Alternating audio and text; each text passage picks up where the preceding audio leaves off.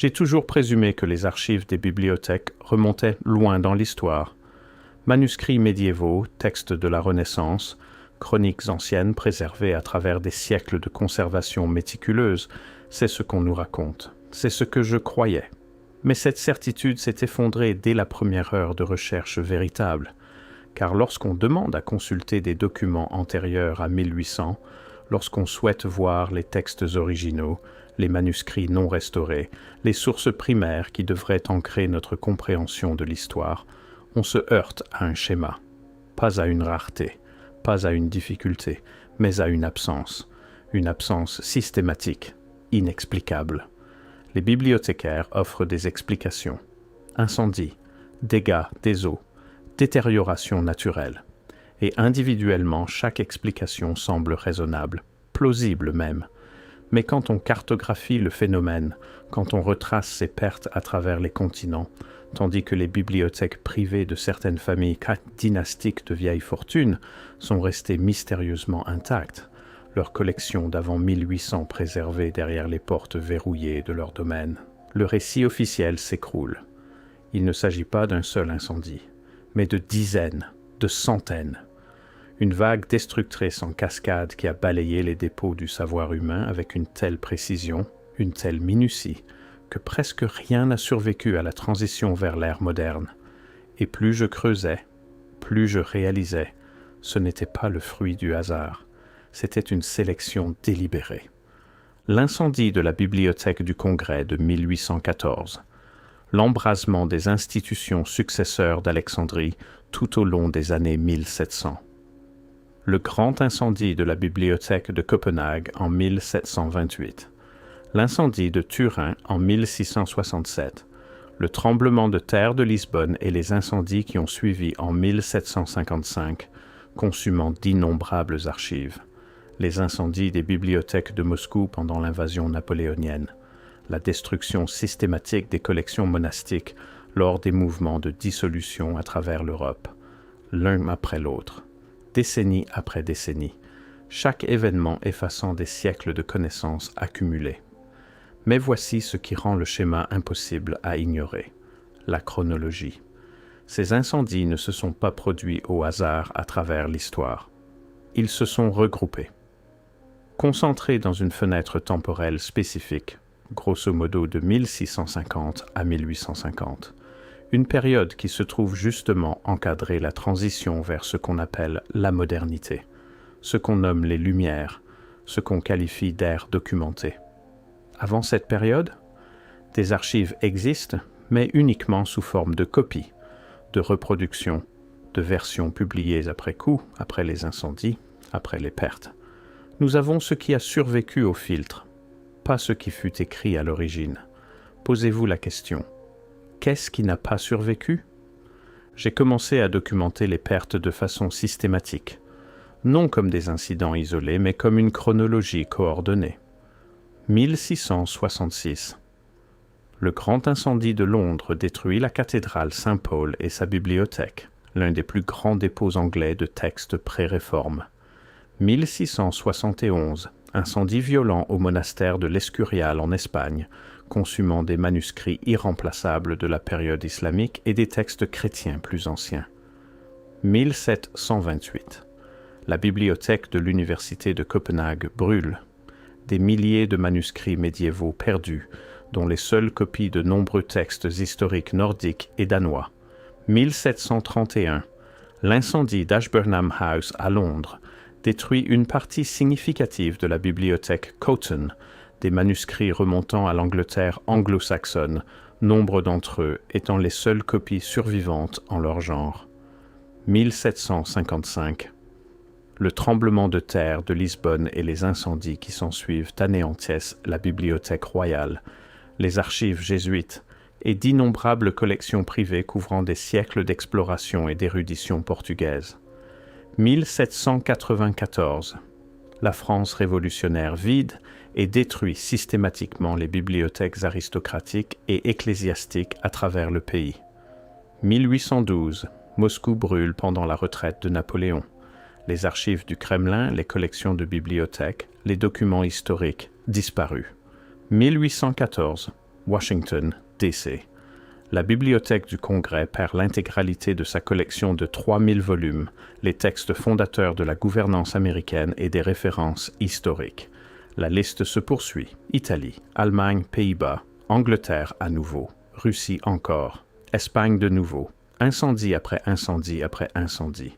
Allez sur Wikipédia, je sais, mais faites-moi plaisir, et cherchez liste des incendies de bibliothèques. Parcourez cette liste, remarquez les dates, remarquez le regroupement, remarquez combien se sont produits dans cette fenêtre précise de 200 ans. Puis revenez ici et dites-moi dans les commentaires si vous pensez que c'est une coïncidence. Car une fois qu'on voit la chronologie étalée, une fois qu'on les compte soi-même, l'explication officielle commence à paraître insuffisante. Parce que ce n'étaient pas simplement des accidents du destin. Ces incendies se sont produits pendant des périodes de bouleversements politiques, certes, mais les bouleversements politiques n'expliquent pas la précision. Les guerres détruisent les villes de façon chaotique. Les tremblements de terre ne ciblent pas spécifiquement les bibliothèques. Des incendies aléatoires ne brûlent pas systématiquement les archives, tout en laissant intactes les structures adjacentes. Pourtant, c'est exactement ce que montre le schéma. La bibliothèque d'Alexandrie, l'original, aurait brûlé plusieurs fois au fil des siècles.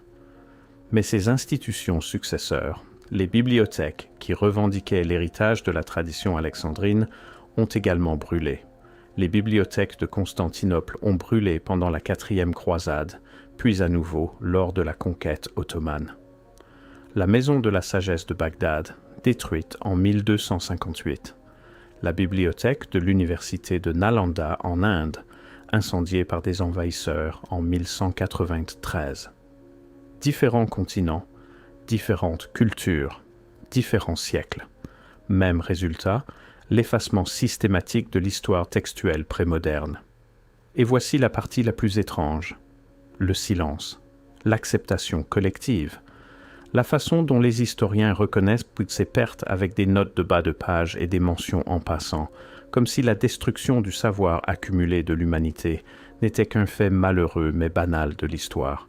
Aucune indignation, aucune enquête sur les schémas, aucune question sur ce qui a été délibérément ciblé versus ce qui constituait des dommages collatéraux. Juste l'acceptation. J'ai commencé à examiner ce qui reste, les textes qui auraient soi-disant survécu. Des manuscrits médiévaux dans les collections de musées, oui, mais authentifiés comment? Datés selon des méthodes développées quand? Provenance établie par quelle chaîne de traçabilité? Plus j'avançais, plus les réponses devenaient gênantes. La plupart des manuscrits qu'on attribue à la période médiévale ont été découverts ou authentifiés au XVIIIe et XIXe siècle, après les incendies, après les bouleversements, après la transition vers la modernité. La datation au carbone n'était pas disponible avant le milieu du XXe siècle, et même alors, elle date le matériau physique, le parchemin, les composants de l'encre, pas le texte lui-même. L'analyse paléographique repose sur la comparaison des styles d'écriture avec des exemplaires connus. Mais si ces exemplaires ont également été créés pendant la période post-incendie, on date des documents en les comparant à d'autres documents d'origine incertaine. C'est circulaire. C'est construit sur des hypothèses superposées à d'autres hypothèses. Et quand on interroge les bibliothécaires, quand on presse les archivistes pour obtenir les chaînes de documentation originales, pour les registres de garde ininterrompus qui devraient exister pour des manuscrits inestimables, on rencontre des lacunes. Transfert en temps de guerre, évacuation pendant les incendies, période où les archives ont été consolidées ou réorganisées. La chaîne se brise, toujours, juste autour de 1750 à 1850. Une fois qu'on le voit, on ne peut plus l'ignorer. Soyons clairs sur ce que je n'affirme pas. Je ne dis pas que chaque texte médiéval est un faux. Je ne prétends pas que l'histoire a été inventée de toutes pièces au XIXe siècle. Mais je dis ceci. Nous ne pouvons pas vérifier le contenu des bibliothèques d'avant 1800 environ, car les preuves physiques ont été systématiquement détruites. Que ce soit par accident, négligence ou intention, le résultat est le même. Nous avons des copies de copies, des traductions de traductions, et des documents authentifiés dont l'authentification repose sur des normes établies après la disparition des sources originales. On nous dit que la bibliothèque d'Alexandrie contenait des centaines de milliers de rouleaux. On nous dit qu'elle préservait le savoir du monde antique entier. Mais on ne peut nommer la plupart de ces textes. On ne peut décrire leur contenu. On ne peut que référencer des résumés ultérieurs, des affirmations ultérieures sur ce qui existait. Le même schéma s'applique aux bibliothèques monastiques à travers l'Europe, aux grandes bibliothèques islamiques de Bagdad et Cordoue, aux bibliothèques des temples d'Asie. Nous avons des descriptions de ce qui aurait été perdu, mais les textes réels, disparus, brûlés, détruits, effacés. Et à leur place, une histoire standardisée, un récit qui commence commodément pour de bon autour de 1800, avec des documents vérifiés, des sources authentifiées et des chaînes de garde ininterrompues. Le schéma se répète avec une précision troublante. Si vous êtes arrivé jusqu'ici et que vous voyez ce que je vois, pensez à vous abonner ou à devenir membre YouTube. Votre soutien est vital pour ce type de recherche. Il y a une autre dimension à cela. Une autre question qui émerge quand on cartographie non seulement ce qui a été détruit, mais ce qui l'a remplacé. Après les incendies, après les bouleversements, après la consolidation des archives dans les bibliothèques nationales et les institutions contrôlées par l'État, quelque chose a changé. La nature de ce qui était considéré comme savoir s'est déplacée. Les types de textes jugés dignes de préservation se sont rétrécis. Les normes éditoriales, les systèmes de catalogage, le cadre même de compréhension de l'histoire, tout s'est standardisé.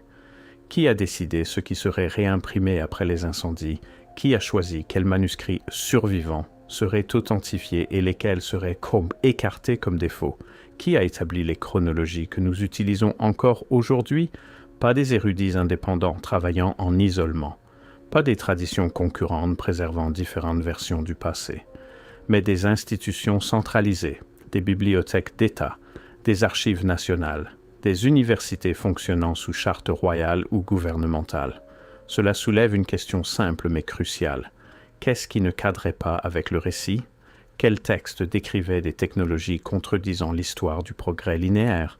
Quelles histoires suggéraient des structures politiques différentes, des formes de savoir différentes, des compréhensions différentes de la capacité humaine? Qu'est-ce qui était jugé trop dangereux, trop déstabilisant, trop incompatible avec le monde en construction dans les années 1800? Nous ne le saurons jamais. Parce que tout a brûlé, je veux vous montrer quelque chose de spécifique.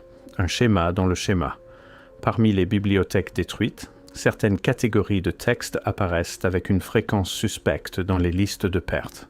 Traités alchimiques, manuscrits hermétiques, manuels techniques décrivant des méthodes de construction, cartes astronomiques antérieures à l'invention supposée d'instruments de précision, cartes géographiques montrant des côtes et des masses terrestres avec une précision qui n'aurait pas dû être possible. Ce ne sont pas des sujets marginaux. Ils apparaissent catalogue après catalogue, mentionnés en passant comme faisant partie de collections perdues par incendie ou négligence. Mais quand on les agrège, quand on voit à quel point ce type spécifique de savoir a disparu systématiquement, on commence à remarquer un processus de sélection à l'œuvre. Les textes qui ont survécu, doctrines religieuses, dans des versions approuvées, littérature classique, en traduction éditée, chroniques historiques, écrites par les vainqueurs, préservées par les États, codes juridiques, documents administratifs, la machinerie du pouvoir et les récits qui le légitiment, les textes qui ont brûlé, cosmologies alternatives, savoir technique suggérant des capacités avancées, histoire contredisant les mythologies nationales émergentes, livres décrivant le monde différemment du modèle standardisé requis, et c'est là que le terme « interdit » devient inévitable comme qualificatif, pas parce que quelqu'un a tamponné « interdit » sur la couverture, mais parce que le schéma de destruction suggère une sélection, un choix, une intentionnalité. Certains savoirs ont été autorisés à continuer, d'autres devaient pas prendre fin. Je reviens sans cesse à un ensemble spécifique de photographies. Des portraits royaux des années 1850 aux années 1880, des monarques européens posant dans leurs bibliothèques privées, entourés d'étagères de volumes reliés cuir s'étendant dans l'ombre. Mais voici ce qui me ronge. Ces bibliothèques existent toujours. Les familles occupent toujours les domaines. Les livres tapissent toujours les murs derrière des cordons de velours et du verre de sécurité. Et nous n'avons pas le droit de les lire, pas le public, pas les chercheurs, pas les historiens demandant l'accès pour vérifier les sources même citées dans les textes académiques. Ces collections restent scellées, privées, propriété ancestrale protégée par des siècles de privilèges hérités. Tandis que les bibliothèques monastiques brûlaient, tandis que les collections universitaires disparaissaient en flammes, tandis que les dépôts publics à travers l'Europe succombaient à incendie après incendie providentiel, certaines familles n'ont rien perdu. Leurs collections ont survécu, intactes, complètes, curieusement épargnées par les catastrophes qui ont consumé les archives de tous les autres. Des familles spécifiques. Et je dois être prudent ici, sinon cette vidéo se retrouve enterrée par l'algorithme avant que vous ne la voyiez. Des familles dont les noms apparaissent dans la banque, l'industrie, la consolidation du pouvoir durant la période exacte où tout le reste brûlait. Que contiennent ces livres? Quel savoir repose derrière les portes verrouillées de domaines où vous ne mettrez jamais les pieds? Quels textes ont été jugés trop importants pour risquer dans les institutions publiques? Demandez-vous, pourquoi les archives publiques ont-elles brûlé, tandis que les collections privées survivaient? Pourquoi certaines lignées étaient-elles immunisées contre les incendies qui ravageaient le savoir institutionnel? Et pourquoi, 2 siècles plus tard, ces mêmes familles refusent-elles toujours l'accès à des matériaux qui pourraient répondre aux questions même que les historiens prétendent ne pouvoir résoudre? Permettez-moi d'ancrer cela dans quelque chose de concret, quelque chose que vous pouvez vérifier vous-même. Allez dans n'importe quelle grande bibliothèque, demandez des manuscrits originaux d'avant 1750, pas des fac-similés, pas des éditions publiées, mais les documents réels, physiques. Vous trouverez qu'ils sont rares, extraordinairement rares, et ceux qui existent partagent souvent certaines caractéristiques. Ils proviennent de collections royales, d'archives d'État, d'institutions ayant des liens directs avec le pouvoir gouvernemental. Les bibliothèques monastiques indépendantes, les collections savantes privées, les archives des guildes marchandes, ces matériaux sont perdus. Mais les matériaux sanctionnés par l'État ont survécu. Pratique, n'est-ce pas? Allez plus loin maintenant. Demandez à voir les registres d'acquisition de ces documents survivants. Quand la bibliothèque les a-t-elle obtenus? De qui? Dans quelles circonstances? Vous trouverez des lacunes. Transfert pendant les guerres napoléoniennes. Acquisition pendant la dissolution des ordres religieux. Donation de collections privées dont la provenance s'interrompt brusquement. Documents surgissant au XIXe siècle avec une authentification basée sur l'analyse stylistique. Raisonnement circulaire qui présuppose la chronologie qu'il tente de prouver. Les preuves suggèrent quelque chose de bien plus vaste que de la négligence ou de la dégradation naturelle. Elles suggèrent une consolidation historique. Un moment où le savoir a été centralisé, standardisé et filtré. Où le passé a été réécrit non pas exactement par des mensonges, mais par une préservation sélective. Ce que nous avons aujourd'hui n'est pas l'archive de l'histoire humaine. C'est ce qui a été autorisé à subsister après les incendies. Il y a quelque chose de troublant à déambuler dans les vieux bâtiments de bibliothèques, ceux construits au milieu des années 1800, conçus spécifiquement pour abriter le savoir, récupéré et préservé de la civilisation. Leur architecture est révélatrice. Conception ignifugée, rayonnage métallique, construction en béton. Comme si les constructeurs savaient, consciemment ou inconsciemment, que la préservation nécessitait une fortification contre le schéma même qui venait de consumer tout ce qui précédait. Protégeait-il le savoir? Ou protégeait-il le récit qu'il venait de construire? Je pense aux livres qui ont brûlé. Non comme des abstractions, mais comme des textes spécifiques écrits par des personnes spécifiques qui croyaient préserver quelque chose d'important. Qui croyaient que les générations futures liraient leurs mots, comprendraient leurs découvertes, construiraient sur leurs fondations. Mais nous ne pouvons pas, parce que la chaîne s'est brisée. Les incendies sont venus, et ce qui a émergé de l'autre côté était une histoire contrôlée, un passé gérable, une histoire adaptée aux besoins des États-nations émergents et de la modernité industrielle. L'explication officielle, que les incendies se sont simplement produits, que les accidents se sont accumulés, que ce n'était que le coût malheureux de la préservation de matériaux fragiles à travers des siècles turbulents, s'effondre sous le poids de la précision du schéma. Trop d'incendies. Chronologie trop opportune. Trop cohérent dans ce qui a été perdu versus ce qui est resté. Trop minutieusement, ces événements ont-ils effacé les compréhensions alternatives de l'histoire, de la technologie et de la capacité humaine. Et trop silencieuses sont les institutions qui bénéficient de cet effacement. Alors, qu'y avait-il dans ces livres ? Quel savoir a brûlé bibliothèque après bibliothèque, siècle après siècle, jusqu'à ce que rien de vérifiable ne subsiste avant 1800 ? Nous ne pouvons pas le savoir. C'est tout l'intérêt, c'est le mécanisme de contrôle. On ne peut pas questionner ce à quoi on n'a pas accès. On ne peut pas contester des récits construits sur des sources qui n'existent plus. On ne peut pas vérifier des affirmations sur le passé quand les preuves sont cendres. Ce qui nous reste, c'est la foi. La foi que les résumeurs ont représenté fidèlement ce qu'ils ont détruit, la foi que les survivants des incendies ont préservé les matériaux les plus importants. La foi que les institutions contrôlant maintenant l'accès à l'histoire n'ont aucune raison de maintenir des récits particuliers plutôt que d'autres. Mais quand on examine le schéma, la destruction systématique, coordonnée, d'une précision impossible, des archives prémodernes à travers continents et siècles, cette foi devient difficile à soutenir. Peut-être y avait-il des techniques de construction avancées que nous avons oubliées.